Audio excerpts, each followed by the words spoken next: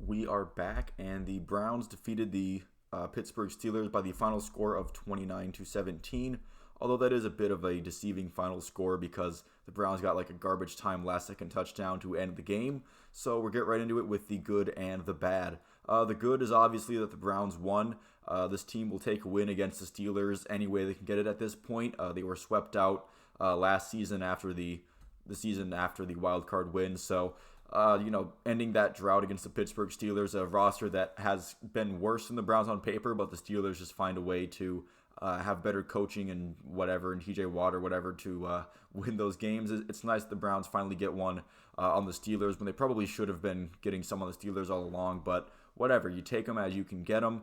The Browns recover well from the Jets debacle last game. There was some deja vu with this game where you had a two score lead late, and then the onside kick, and the onside kick is scary and whatever, but they managed to avoid an epic meltdown like they had last game, which is, it's kind of sad that that's the bar, but that is the bar, so they cleared that very, very low bar to clear. The defense did enough for the majority of the game, especially in the second half where I believe they only allowed 3 total points, so good for them. The Browns defense wasn't especially great. It's just that they took advantage of the Steelers offense not being that good. George Pickens had a great catch that led one of their scoring drives. You can't really blame that on the defense. And, the guys like George Pickens and Pratt Freiermuth made some plays. Najee Harris had a touchdown run. But really, it was just kind of the Browns just playing a bad offense, and they didn't beat themselves like they did last week.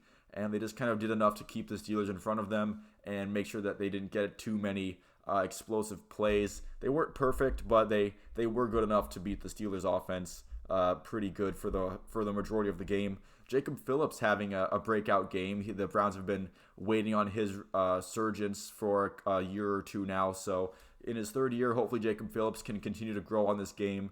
Denzel Ward and Myles Garrett both having iffy outings. I know Myles Garrett's stat line probably looks way more barren than he actually did. He did impact a couple of passes. He had a couple plays where he didn't necessarily get a sack, but he did impact a few throws. So that's good on him. Denzel Ward with some good covers, but also some plays where he looked a little lost out there. But for the most part, the defense did fine. This offense is clicking. It's looking really good.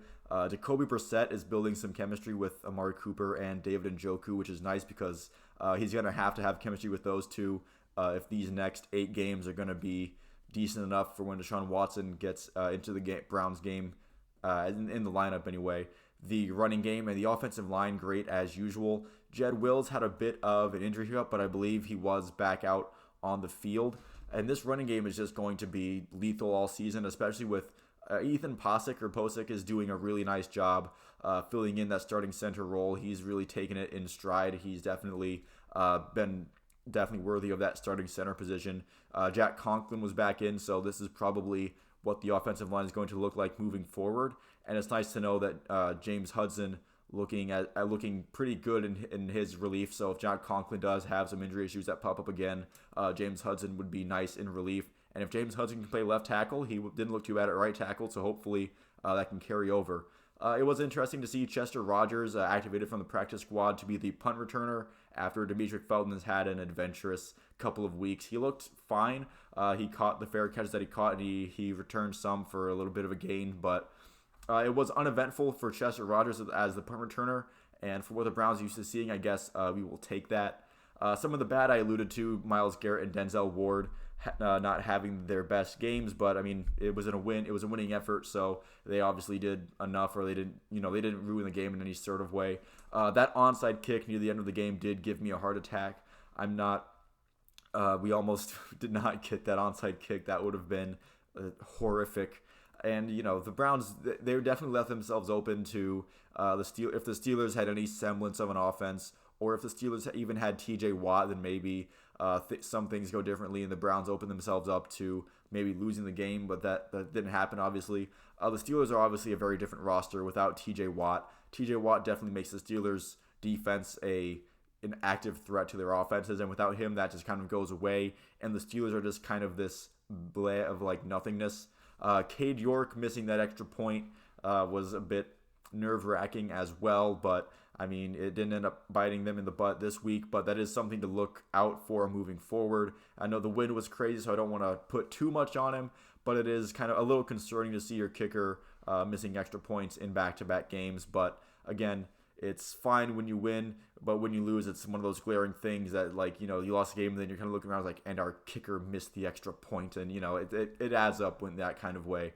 And also, the officiating in this game was really annoying to watch, not because of, like, any egregious calls against the Browns. There were some bad calls here and there, that's whatever, but just because of how long some of the reviews took, especially that at the end of the game, that first down ruling, it took like 5 minutes just to rule that he was short or whatever after they had already called the chains over and ruled that he got the first down.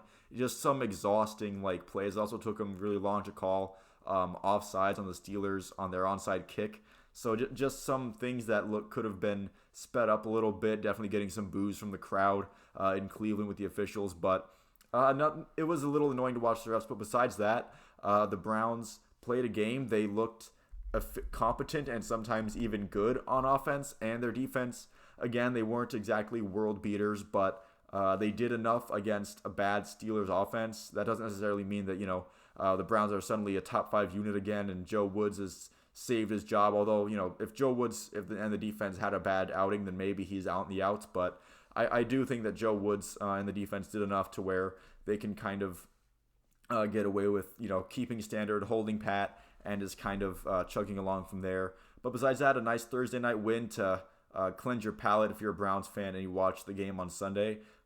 They play another bad team in the Falcons next week in 10 days, and then the Chargers come into town. So when the Chargers come in at home and the Browns play them, then we'll really know where this Browns team stands as far as playing against other good teams, as long as the Chargers don't suffer some injury issues or have an epic collapse where we see that the Chargers maybe are some fool's gold.